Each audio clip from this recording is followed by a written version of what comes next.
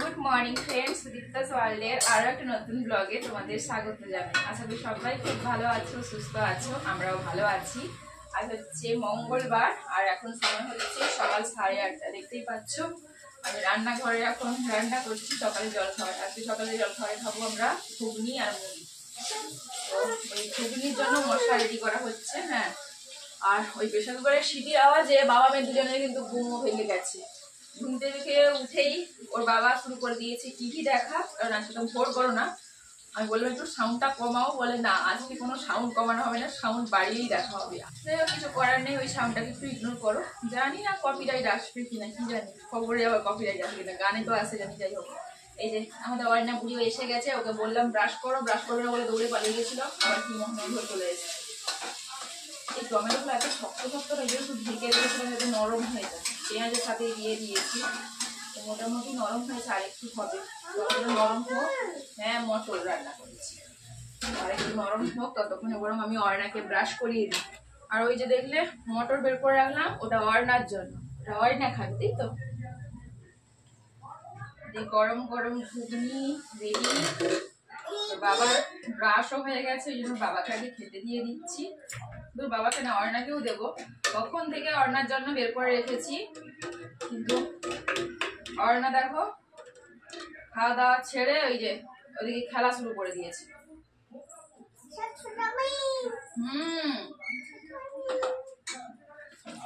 পেঁয়াজ কেটে রেখেছি, পেঁয়াজটা পরে দিব। আগে চাটা বসিয়ে দিই, চা মুড়ি একসাথে দিয়ে তারপরে আমি চলে যাবো সাদে।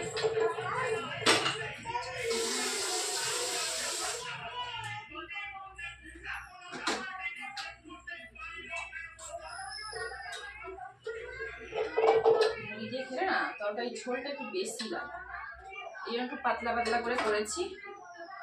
আর সাথে যে কাঁচা পেঁয়াজ, শশা নেবে কিনা জানি না, যদি নেবে বলে তাহলে শশাটা কাটবো, না হলে ভাতের সাথেই কাটবো। আর এই যে অর্ণার সেদ্ধ মটর, ওর জন্য একটু তরকারি বের করে রেখেছিলাম, সেটাও এখানে ফেলা আছে, মানে রাখা আছে। ও ওখানে গিয়ে বসে আছে ও বাবার কাছে। এটা তো আমার জন্য থাকলো, দুজনে একটু চামচ নিয়ে নিয়েছি। চায়ের জলটা গরম হতে থাক, ততক্ষণ বরং যাই ওদের খাবারটা দিয়ে আসি। মুড়ি খাবি রে? আয়। হ্যাঁ, মুড়ি নিয়ে এসছি, তাই তো মুড়ি না, পাপার জন্য দেবো না, ওকে খেতে বলছি, ওর পাপার জন্য মুড়ি দেবো কিনা সেটা জিজ্ঞাসা করছি। না মুড়ি দিয়ে তরকারি মেখে দেবো, মাখবো না। ওকে মটর সেদ্ধ দিলাম, ও বলে ঝুড়ি ভাজা খাবে, ওই জন্য একটুখানি ঝুড়ি ভাজা দিয়েছিলাম। ঝুড়ি ভাজা বসে খাচ্ছে আর খেলা করছে। এসো নাও নাও, এসো খাইয়ে দিয়েছো, এসো, এই নাও, এই নাও, খাও, বসে খাও। আচ্ছা, এটা পরে খাবে, রাখো, এটা পরে খাবে, ওইটা আগে খাও।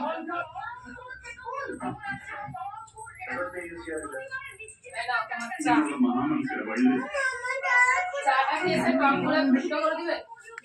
হ্যাঁ, এসে না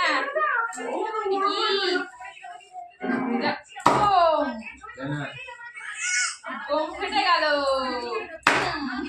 এই দেখো কতটা আর হবে না, চলে আর শেষ শেষ ফেলে দিয়েছি। আর চাই আর খাবে না, চলে আয়। ওখানে আছে, ওই দেখ গ্লাস থেকে বেরোচ্ছে, ওই দেখ পায়ের নিচে দেখ, এখানে দেখ। কি আয়, তাড়াতাড়ি খেয়ে নাও, তাড়াতাড়ি করে খা। বাবা দেখ খাস হয়ে যাচ্ছে। আচ্ছা একা খা, আমি একটু খাই, একটু খেয়ে দিই।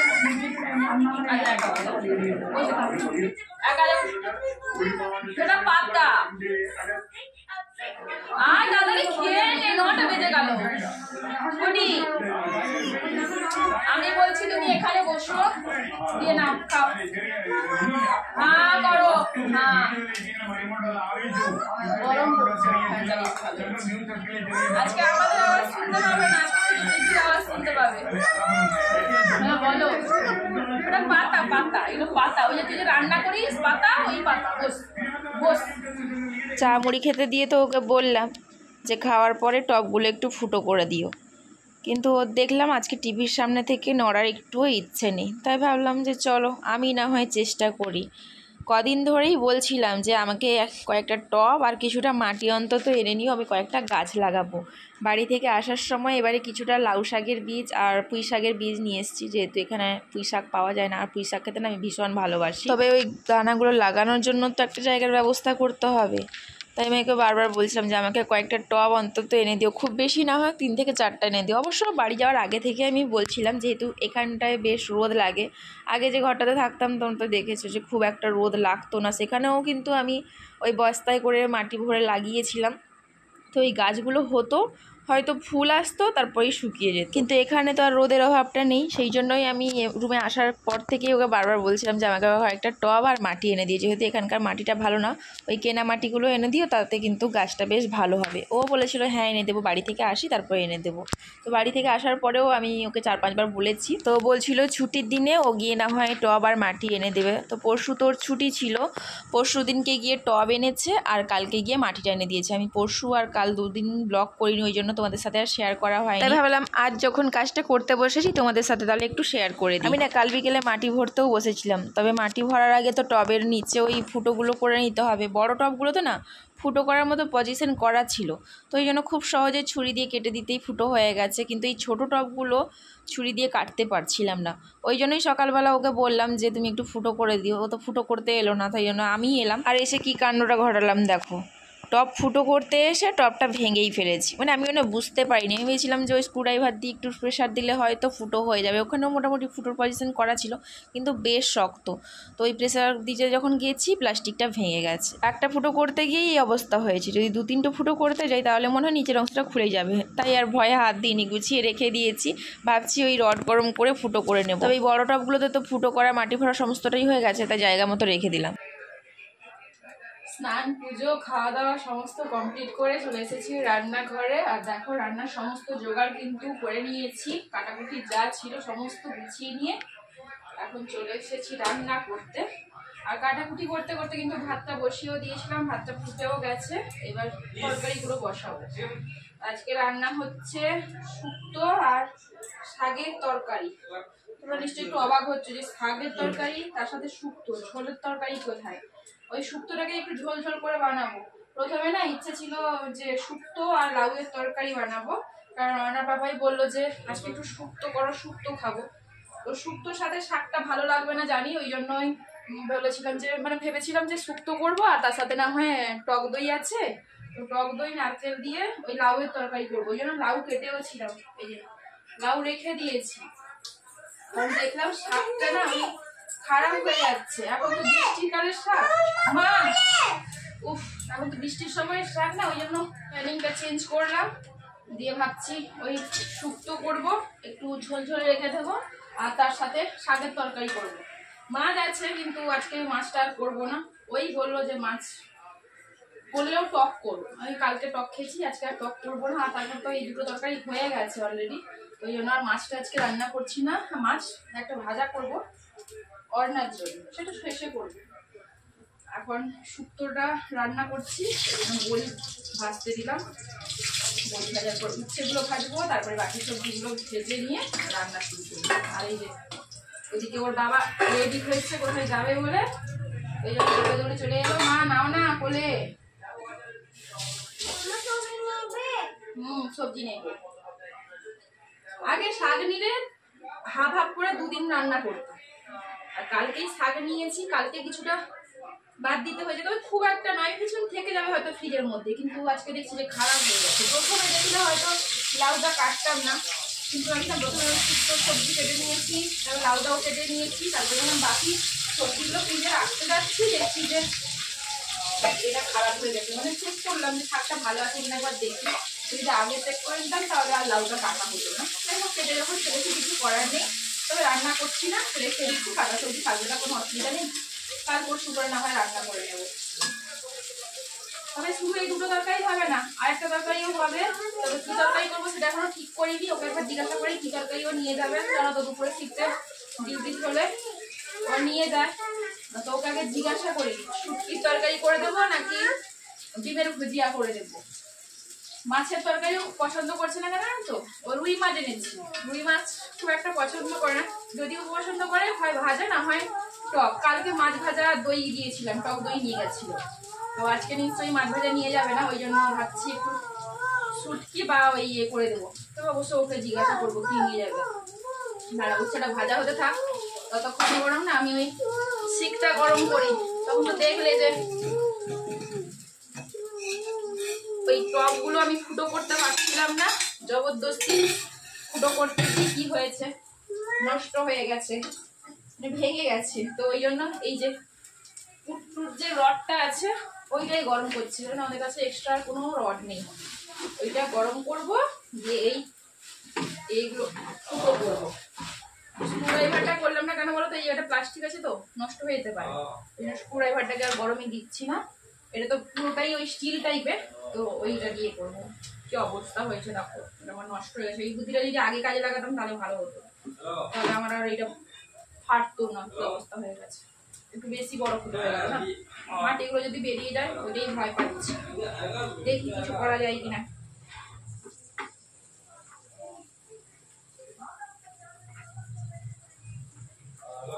এইভাবে রেখে যদি ম্যানেজ করা যায় মোটামুটি হয়েছে। এরকম ভাবেই না হয় রেখে দেবো ভাবছি, কিন্তু কি হবে জানি না, বেরিয়ে যাবে মনে হচ্ছে।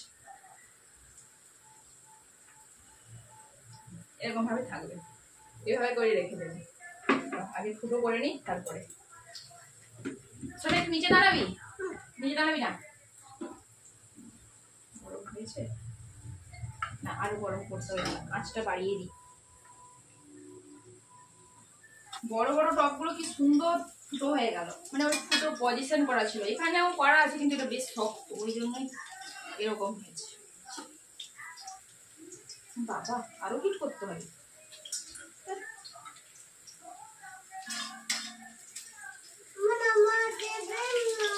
নমন আরে বাবা, ওটা ইয়ে করছি, ওইটা ফুটো করবো, গাছে লাগাবো না। হ্যাঁ ওইটা জন্য ফুটো করছি, গাছ লাগানোর আগে টপটা রেডি করতে হবে তো। এই যে হয়েছে।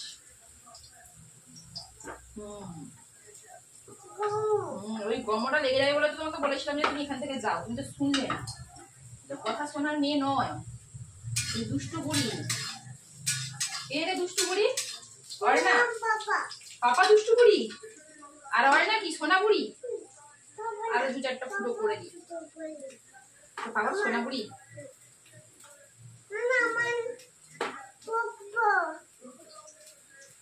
আমি একটু গরম হোক, এরকম করে দুটো টপ ফুটো করে নিই। এখন তো এই কটা টপ আনা হয়েছে, পরে আবার টপ আনলে ওই ভাবছি বেগুন গাজরে আনবো বাজার থেকে। ওখানে রোদ থাকতো না বলে কিছুই করতে পারতাম না, আর এখানে তো মোটামুটি রোদ থাকে, ওই জন্যই বাগান করার নেশাটা একটু লাগলো। আর সব থেকে বড় কথা কি জানো তো, ওই পুঁই শাক গুলো পাই না, পুঁই শাকের দানা এবারে নিয়ে এসেছি বাড়ি থেকে আসার সময়। পুঁই শাক লাগাবো, লাউ দানা নিয়ে এসেছি, জানি না কি হবে না হবে, তবে লাগানোর ইচ্ছা আছে। ছোট টবগুলোতে মাটি ভরতে ভরতে একটা কথা মনে পড়লো, ওই জন্য পুরোটা আর মাটি ভরিনি। সকালবেলা যদি মনে পড়তো তাহলে ওই বড় টবগুলোতেও ভরে দিতে পারতাম। এই দেখো এই বালতিটা না আমি 1 মাস ধরে সবজি খোসা টোসা ফেলে জমা করে রেখেছি, এগুলো মোটামুটি পচে গেছে। তো এই মাটির সাথে যদি মিশিয়ে দিতে পারি তাহলে কিন্তু বেশ ভালো হবে, এটা এখন মনে পড়লো। সকালবেলা যখন ওটাতে ভরছিলাম ওইগুলোতে, তখনও মিশিয়ে দিতে পারলে ভালো হতো। তবে কোনো ব্যাপার না, বস্তাতে আবার মাটিটা ঢেলে তারপর না হয় এ করবো। এই যে দেখতে পাচ্ছি শুধু এ নেই, মাটিও আছে পুরো ভেজা, দেখো হাফ দিলে একদম অবস্থা খারাপ হয়ে যাচ্ছে। এরকম বড় কিছু জিনিসও নেই, ওই জন্য এই ছোটো চাকুটা নিয়ে এলাম, এই চাকুতে করে মিশিয়ে নেবো। জুতো পরেছো? এসো। ও আমি এসছি বলে আসতে বললাম, বললাম জুতোটা পরে এসো, এগুলো তো হাত দেবে না, হাত খারাপ হয়ে যাবে। তো অনেকটা হয়ে গেছে তো ওই জন্য ভাবলাম যে সব কটাতে মিশিয়ে দিই অল্প অল্প করে। না রান্না করছি না, এগুলো না বাবা, এগুলো গাছ তুলিস বকবো। এইগুলোতে না আমি পুঁই দানা ফেলে দিয়েছিলাম বৃষ্টি যখন হচ্ছিল, তো দেখছি ছোট ছোট গাছ উঠেছে, আর এখানেও উঠেছে। এগুলো নিতে নেই, ওইগুলো যা, ওইগুলো নিবি যা, এগুলো তো একদম হাত দিবি না। হ্যাঁ ওইটা নাও। একেই একমাত্র ভয়, যখন তখন গাছের পাতা সব তুলে নিয়ে চলে যাচ্ছে রান্না করবে বলে। ওই যে ওখানে উচ্ছে গাছ দেখছো, ওই উচ্ছে গাছের পাতাও তুলে নিয়ে যায়। দাঁড়া মাটিটা ভরা হয়ে যাক, তারপরে অনেক একটা জিনিস দেখাবো। আমার উচ্ছে গাছটা তো দেখেছো অনেকটা বড় হয়ে গেছে, শুধু বড় হয়নি, ওতে কিন্তু ফলও আসতে শুরু করেছে। ওই ছোট ছোট সদ্য ধরছে। যখন বাড়ি গেছিলাম ভেবেছিলাম গাছগুলো বোধহয় মরে যাবে, মানে গাছগুলো তো না, এই অ্যালোভেরা গাছ ছিল আর ওই উচ্ছে গাছটা ছিল, আমি ভেবেছিলাম হয়তো মরে যাবে। অবশ্য আন্টিকে আমি বলে গেছিলাম একটু জল দেওয়ার কথা, আন্টি কিন্তু মনে করে জল দিয়ে দিয়েছে, আর যার কারণেই মনে হচ্ছে গাছটা বেঁচে ছিল। বাড়ি থেকে এসে দেখছি অনেক কটা ছোটো ছোটো উচ্ছে হয়েছে, কিন্তু সব কটা না প্রায় শুকনো হয়ে যাচ্ছে। তো মাকে বলায় মা শাশুড়ি সবাই বললো যে একটু সার দিয়ে দাও, সার দিয়ে দিয়েছিলাম। সার দেওয়ার পরে এখন একটা একটা করে ধরতে শুরু করেছি। একটুও নষ্ট করা যাবে না জানো, এই মাটিগুলোর দাম কত নিচ্ছে। ওই তুলবি না ওখান থেকে, চলে এদিকে যা, এদিকে যা, এদিকে যা, তুলবি ওদিকে যা, ওদিকে যা তুলবি। পুরোটা ভর্তি করা যাবে না। হ্যাঁ ওইগুলো নাও, হ্যাঁ ওইগুলো নাও।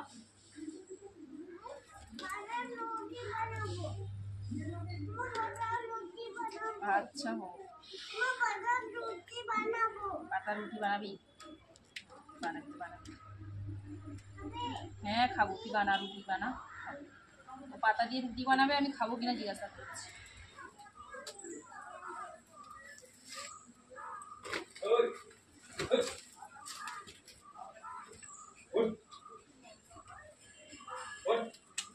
এই কটা টপ বসানোরই জায়গা পাচ্ছি না, এরপরে আরো টপ আনলে কোথায় বসাবো? এইদিকে খালি করে বসিয়ে দিব না। এটা হয়ে গেছে মোটামুটি মাটি ভরা। চলো তোমাদের দেখাই যে জিনিসটা দেখাও বলছিলাম। এই যে আমার উচ্ছে গাছ, আর উচ্ছে গাছে দেখতে পাচ্ছ এই দেখো ফল ধরেছে, ছোট ছোট অনেক কটাই এসেছে, তো আস্তে আস্তে বড় হবে। কি আনন্দ হচ্ছে তোমাদের আমি বলে বোঝাতে পারবো না। নিজের গাছের ফল বলে কথা বলো, নিজে হাতে গাছে লাগিয়ে ওটা থেকে যদি কোনো ফল পাওয়া যায় তার আনন্দটাই আলাদা।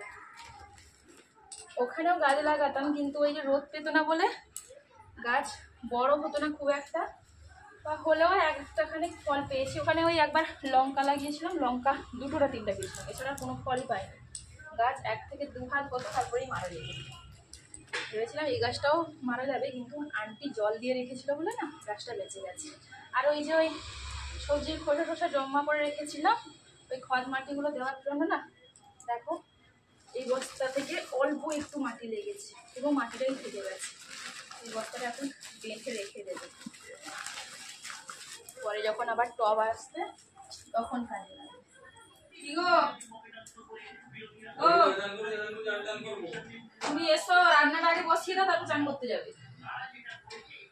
আমার রান্না বান্না সমস্ত কমপ্লিট। রান্না তো কি হয়েছে বলেই দিয়েছিলাম, তাও দেখে নাও। এই যে শাকের তরকারি, এখানে অর্ণার জন্য শাকের তরকারি আছে, একটু সরো কড়াইটা গরম হতে দেখিয়ে দিই। আর এখানে অর্ণার ঝোল, অর্ণার জন্য আজকে আলাদা করে ঝোল করে নিয়ে শুক্তো সবজি তুলে নিয়েছি আর মাছ ভাজা করে নিয়েছি। আর এখানে আছে শুক্তো,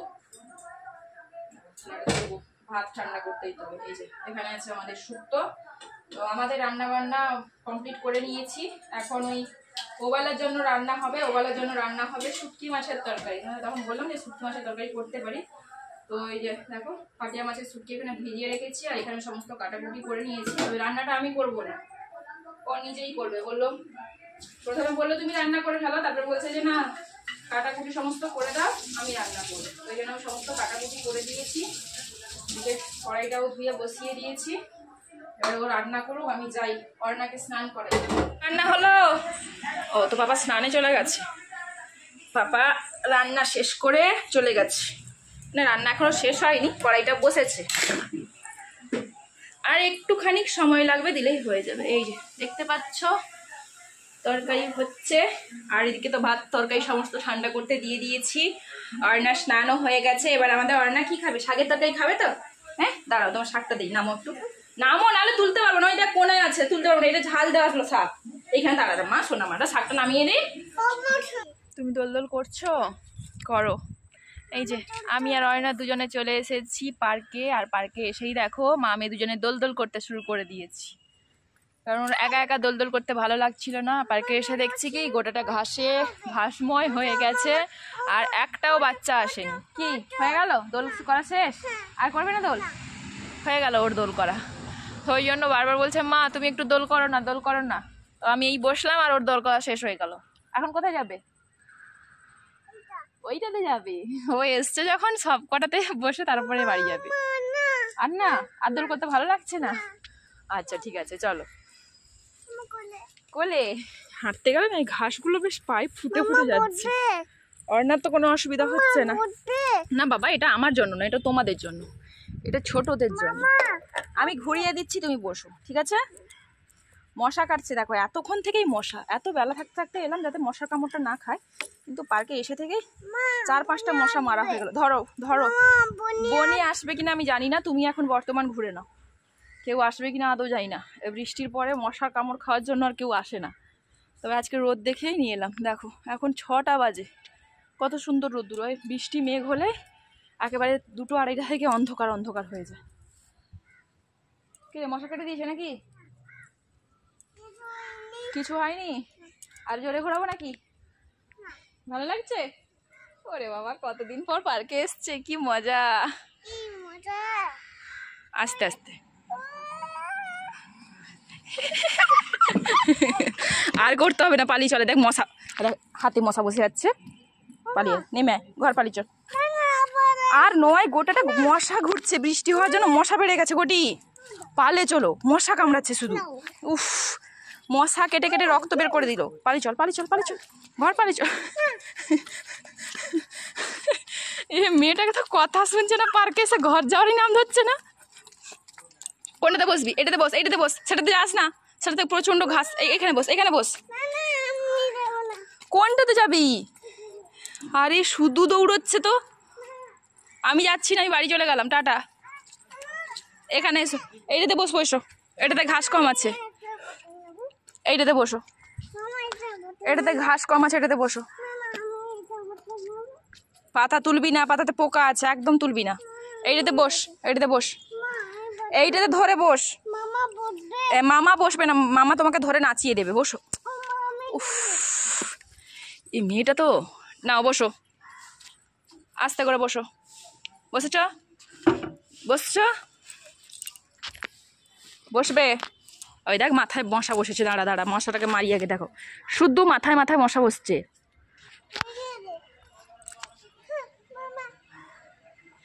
কতগুলো করে মশা ঘুরছে। এইটাতে নাচ করে পালিয়ে যাবি, আর নয়, ঠিক আছে? আবার পরে আসবো, আর টানা 2 দিন রোদ হোক তারপরে আসবো। এই সবে রোদ হয়েছে তো, মশা এখনো ছেড়ে যায়নি। টানা কদিন রোদ হোক, পরে আবার নিয়ে আসবো তোমায়। না আর কোথাও যাব না, এটাই শেষ, এবার বাড়ি যাব। হ্যাঁ যাবো বাড়ি। বাড়ি যাবি না? কোথায় যাবি? বাড়ি গেলে মাজা খাবি? আচ্ছা হোক, মাজা এনে দেওয়া হবে।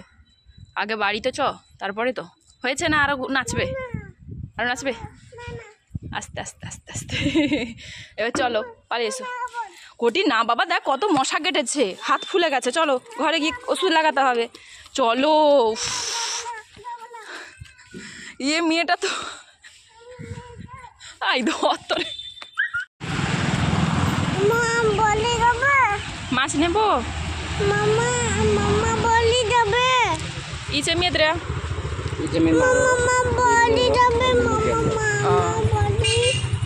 হ্যাঁ নেব।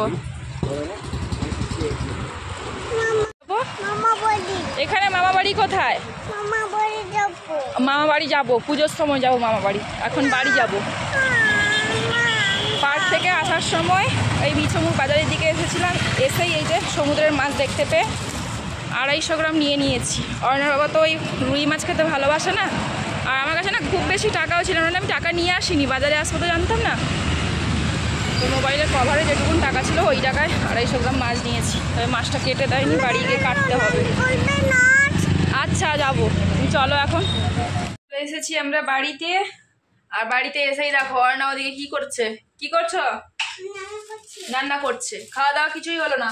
কলা ছাড়িয়ে রাখলাম, কলাটাও খায়নি, শুধুমাত্র ওই মাজা খাবে বলছিল তো, মাজা দোকানে পাইনি, স্লাইস এনে দিয়েছিলাম, স্লাইস খেয়েছে, দিয়ে এই যে রান্নাবাটি খেলা শুরু করেছে। বললাম কলাটা একটু খেয়ে নাও, না খাবো না। ব্রেড খেতে বলছি তাও খাবে না, দোকান থেকে ব্রেডও এনেছি, ও ব্রেডও খাবে না, কলাও খাবে না, কিচ্ছু খাবে না, এখন রান্নাবাটি খেলবে। তো যা পারে করবো, মাছটা তাড়াতাড়ি কেটে নিই, নাহলে মাছটা খারাপ হয়ে যেতে পারে। এই যে এই হচ্ছে সেই মাছ, ওই তাঁপড়া মাছের মতো দেখতে, কাঁটা কাঁটা মাছগুলো, কি মাছ নাম জানি না, যাই হোক এইটাই নিয়েছি। ওই উচ্ছে আলু দিয়ে মাখা মাখা তরকারি করলে বেশ ভালো লাগে।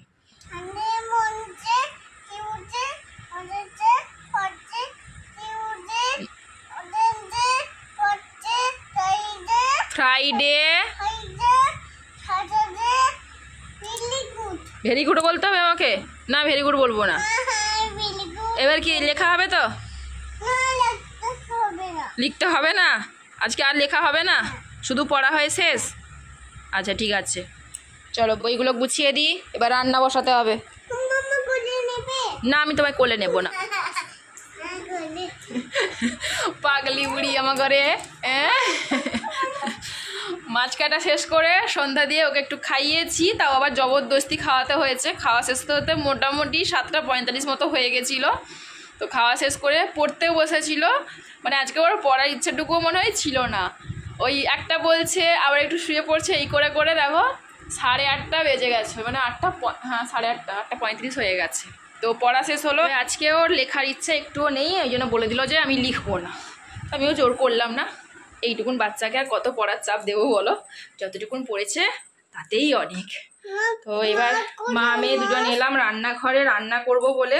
তোমরা তো জানো যে দুপুরবেলায় একেবারে আমাদের ভাত তরকারি সমস্ত হয়ে গেছে, তবে অর্ণার তরকারিটা না করিনি বলতে মোটামুটি সবকিছু রেডি করা আছে, শুধু মাছটা ভাজবো আর ওই একটু পেঁয়াজ টমেটো দিয়ে সবজিগুলো দিয়ে ঝোলটা বানাবো। মানে সবজিগুলো ভাতের মধ্যে দিয়ে দিয়েছিলাম তখন, জানি যেহেতু এবার আর ভাত হবে না।